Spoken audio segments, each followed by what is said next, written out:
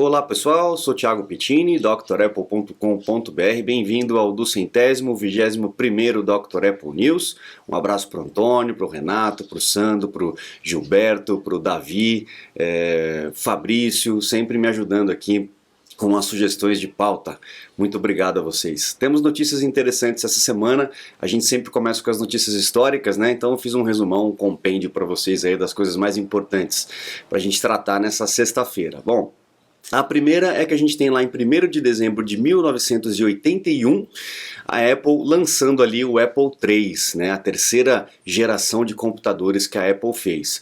O Apple I foi experimental, né, era peças soltas e tal, tinha aquele case de madeira bem rústico, né.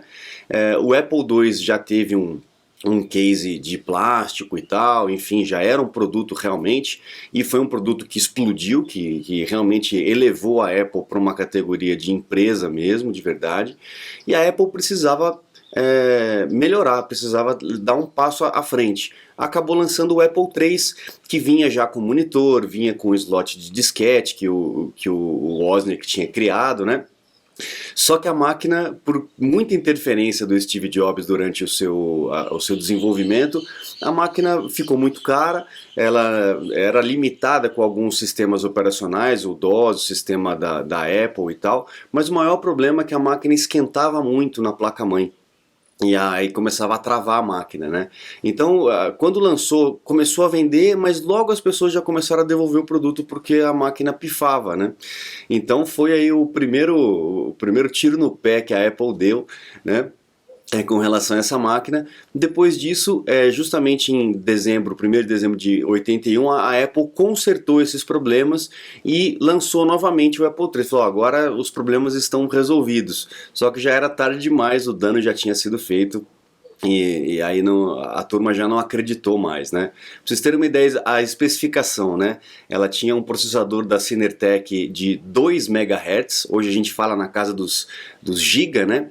Os processadores da Apple trabalham aí em 3, 4 GHz, né, com 2K de memória ROM e 128K de memória RAM.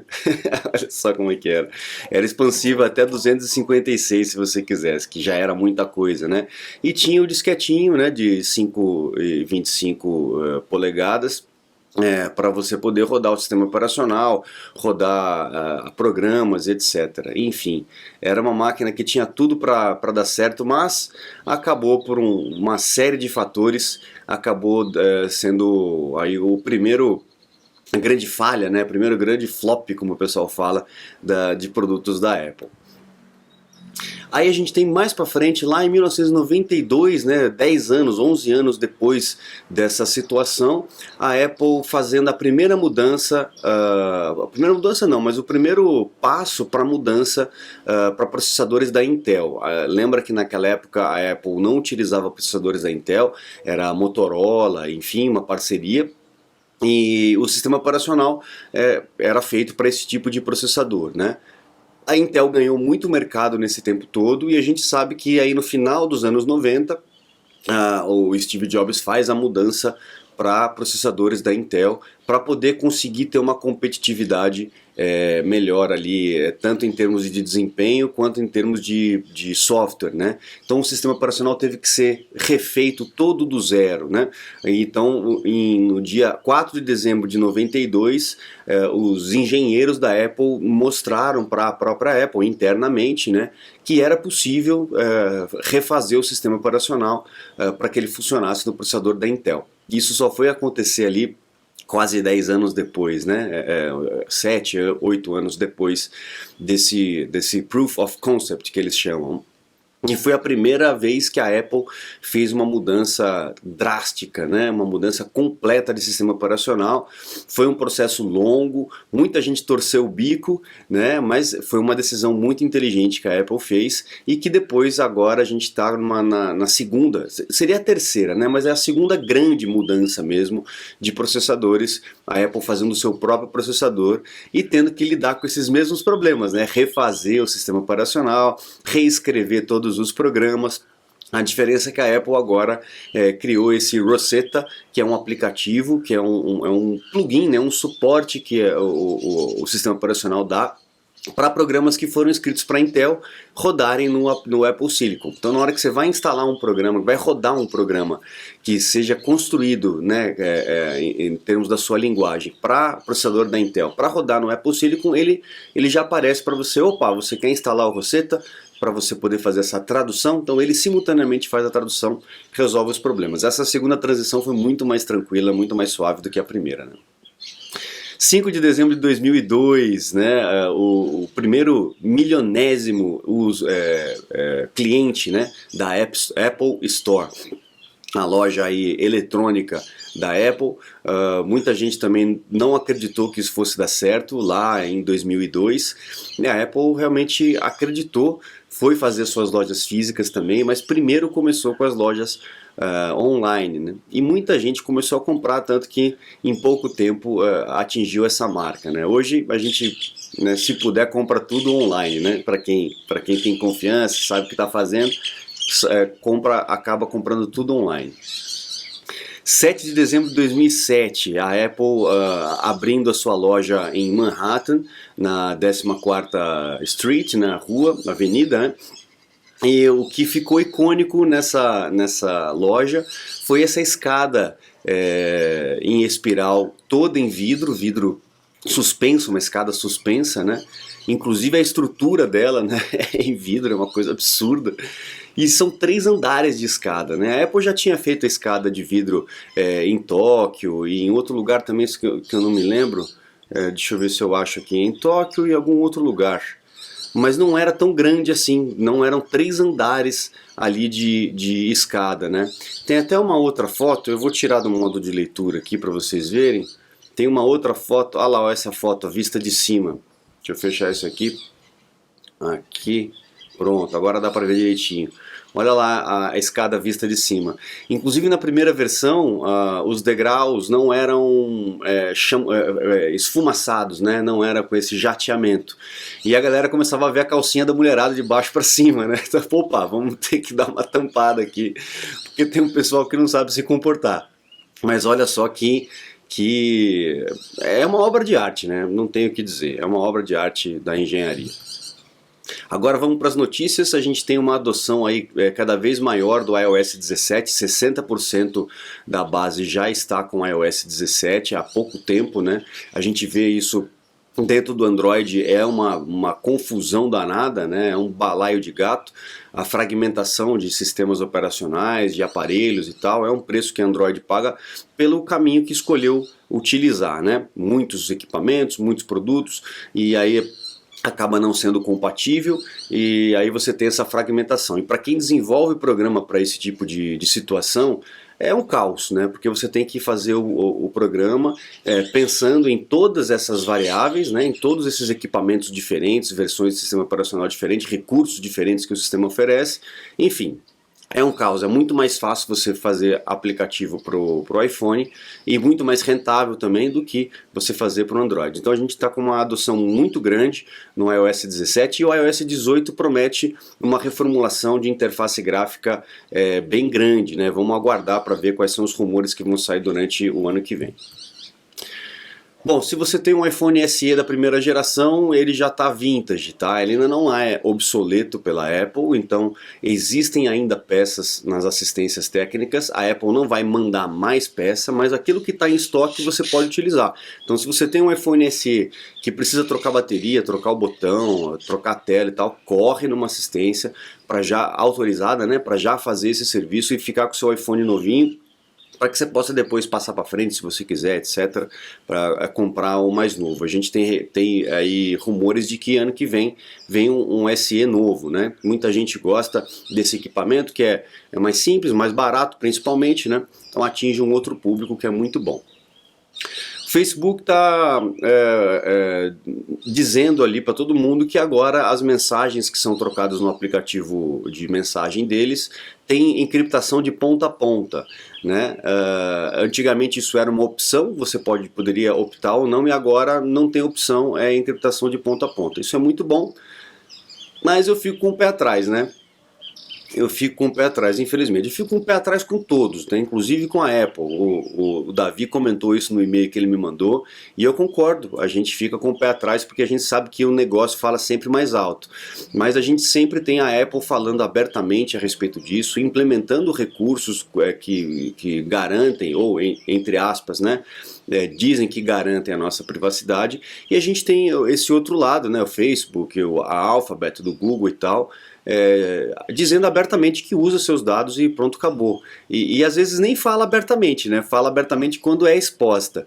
E geralmente essas coisas acontecem por debaixo do pano, sem o cliente, sem o consumidor nem saber o que está acontecendo. Então, só por isso a gente já percebe quem tem um pouco mais de preocupação com isso. Pode ser um teatro enorme da Apple? Pode ser um teatro enorme da Apple, mas eu acabo me sentindo bem mais seguro no ambiente da Apple do que nesses outros ambientes, tá?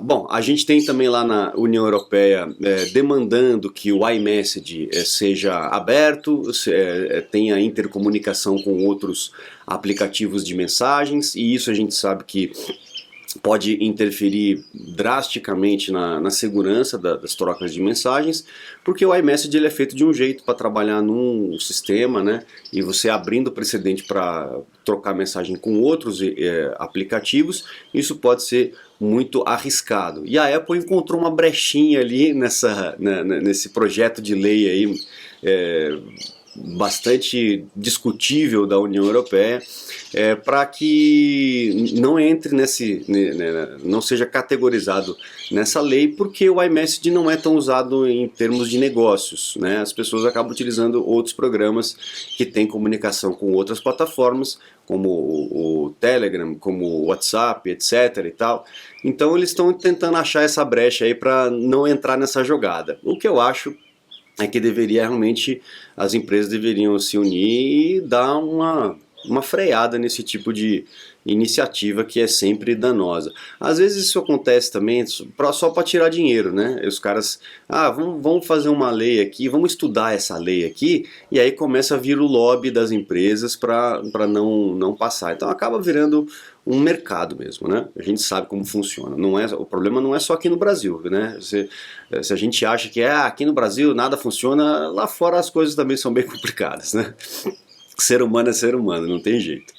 Olha lá, ó, a Apple confirmando que governos, né, tanto internos quanto externos, conseguem utilizar as notificações que são enviadas dos aplicativos para os iPhones, né? Então aquele push notifications que a gente ativa para que você possa ficar com o seu telefone o tempo todo pingando no servidor dos programas para poder receber as novidades, as notificações.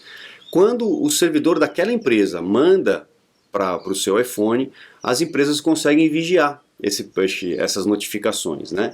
Então a Apple realmente abriu e falou, olha, é possível sim, né? Existe essa possibilidade de um governo ou de uma outra empresa e tal interceptar esse envio. Isso não tem nada a ver com o equipamento da Apple, isso é de um servidor externo chegando no aparelho, né?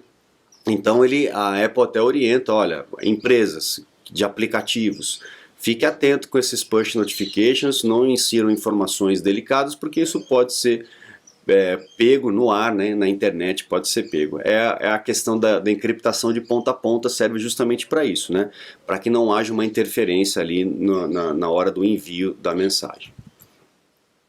Você está desperdiçando seu iPhone, iPad, Mac? Ganhe tempo e produtividade com nossos cursos. Você vai aproveitar melhor seu Apple. Matricule-se em drapple.com.br. Bom, o Ming Chi Kuo, que é o nosso oráculo mais certeiro ali, dizendo que a Apple vai melhorar bastante a questão do microfone no iPhone, que eu já acho muito bom. Tem um microfone muito bom, inclusive para captação de vídeos, né, de áudio, etc.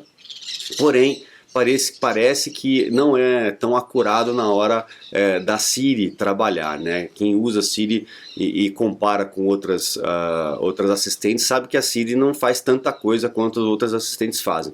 E a Apple está trabalhando bastante com relação a isso, com inteligência artificial e tal, e parece que para que isso feche a conta, eles precisam melhorar aí o microfone. Então, teremos um microfone ainda melhor para que a Siri funcione melhor no seu equipamento. MacBook Air M3, né, já com o processador novo, já estão sendo esperados aí para março de 2024. Então, se você puder esperar, né, na hora de comprar, estiver querendo comprar um MacBook Air e puder esperar até março, espera que você já pega a versão nova, né? Se não puder, se tiver precisando trabalhar, compra o M2 que você não vai se arrepender, ou até mesmo o M1, eu tenho certeza você não vai se arrepender. Existe uma crescente na performance, com certeza, mas para quem quer um MacBook Air, M2, M3, até mesmo o M1 não vai fazer diferença, tá, pessoal? Essas diferenças de performance é para quem trabalha com coisas mais pesadas. O MacBook Air não é um computador para trabalho pesado, apesar dele aguentar fazer, mas ele não é feito para fazer isso o tempo todo. Então, se você vai trabalhar ali com navegação, e-mail, pesquisa, documentos e tal, tá sobrando performance para você no M1 e no M2, tá? Então, fique atento com relação a isso, é só uma questão de geração de máquina, né? Tem gente que fica sempre preocupado, não, lançou, eu quero comprar, lançou, eu quero comprar. Não adianta, isso aí é o cachorro correndo atrás do rabo, você não vai conseguir alcançar nunca, né? Porque você comprou, daqui a 8 meses, 10 meses já tem outro, né? É feito disso aí, né? Então, vamos prestar atenção ali, para que você não desperdice dinheiro à toa aí, né, com relação a isso. Então compra aquilo que realmente te atenda, tá bom? Já teremos também no começo do ano que vem, provavelmente antes ainda do que março, iPad Air e iPad Pro, com o iPad Pro com a tela de OLED, né, provavelmente a mesma tela que está sendo utilizada no MacBook Pro, e 2 iPad Air aí... um iPad Air e 2 iPad Pro, né, de 2 tamanhos diferentes. Então teremos 3 iPads sendo lançados ali, que era para ser lançado esse ano e o Mark Gurman está dizendo para a gente que vai ser lançado ali no ano que vem.